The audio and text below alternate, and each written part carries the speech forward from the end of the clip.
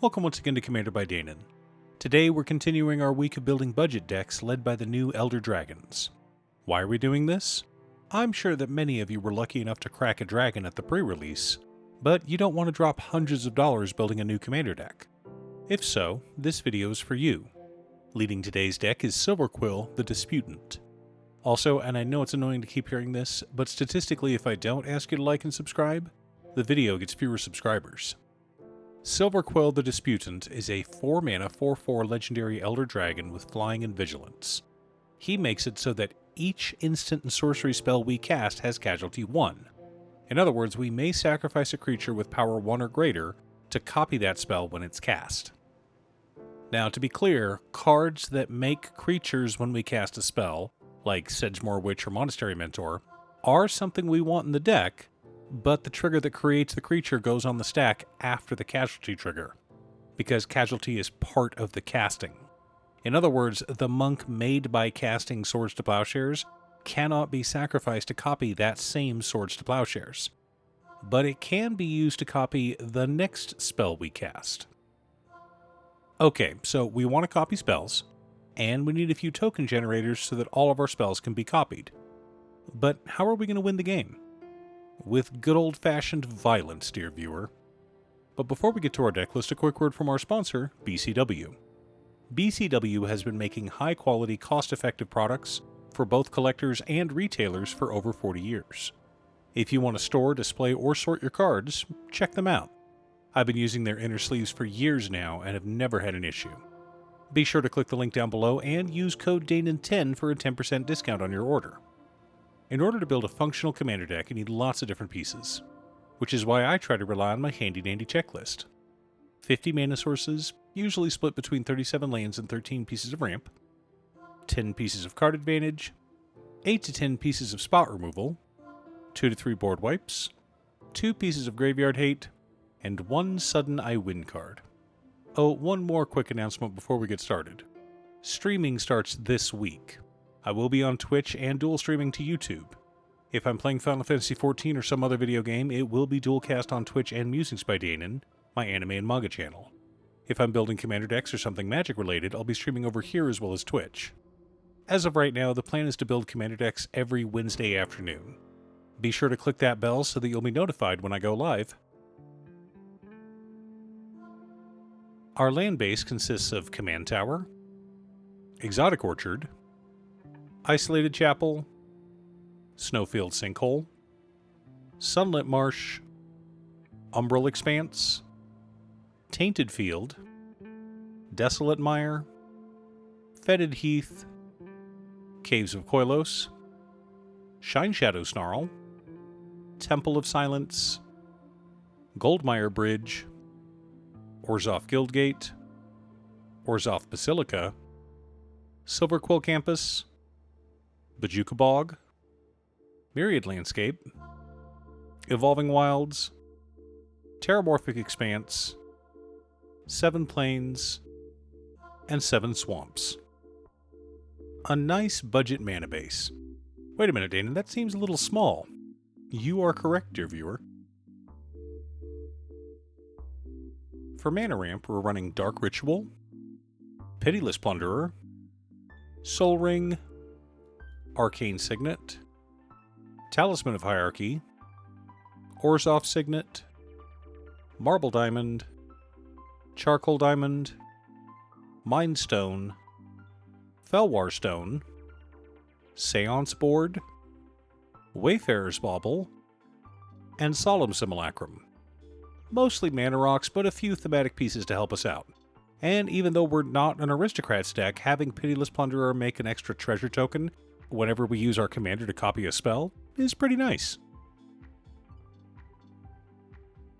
Our card advantage package consists of Deadly Dispute, Skull Clamp, Village Rites, Morbid Opportunist, Phyrexian Arena, Twilight Prophet, Welcoming Vampire, Corrupted Conviction, Body Count, and Tocasia's Welcome. Not a huge package, but a lot of it can be copied, which is nice. For interaction and spot removal, we're running Silverquill Charm, Swords to Plowshares, Path to Exile, Anguished Unmaking, Mughul's Valor, D-Spark, Fracture, Generous Gift, Disenchant, Kaya's Guile, Tragic Slip, Mortify, and Vanishing Verse. Again, lots of spells that can be copied, giving us extra value. For board wipes, we're running Dam and Austere Command. I wanted some flexibility. The core of our deck consists of Monastery Mentor, Will of the Mardu, Grand Crescendo, Secure the Wastes, Ophiomancer, Thalizay Reverent Medium, Sedgemoor Witch, Informed Inkwright, and Shadrick Silverquill serving as token generators. Next up, we've got Exsanguinate and Debt to the Deathless as finishers. But earlier I mentioned wanting to win with violence.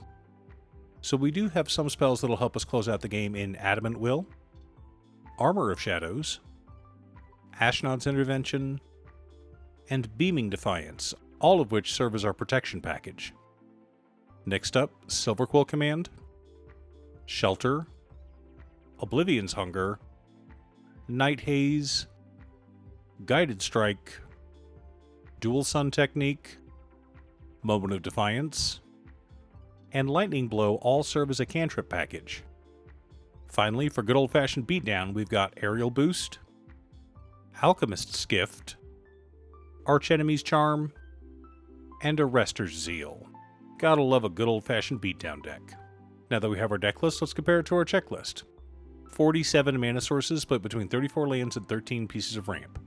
Light, I know, but don't worry, dear viewer, there is a method to this madness. 10 pieces of card advantage plus 8 cantrips, and most of those can be copied.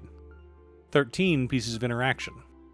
2 board wipes, 2 pieces of graveyard hate in Kaya's Guile and Bojuka Bog, 2 sudden I win cards in Exsanguinate and Debt to the Deathless. Quick note on the cantrips. You cannot cut lands for ramp, but you can cut lands for cantrips at the rate of 1 land for every 2 cantrips.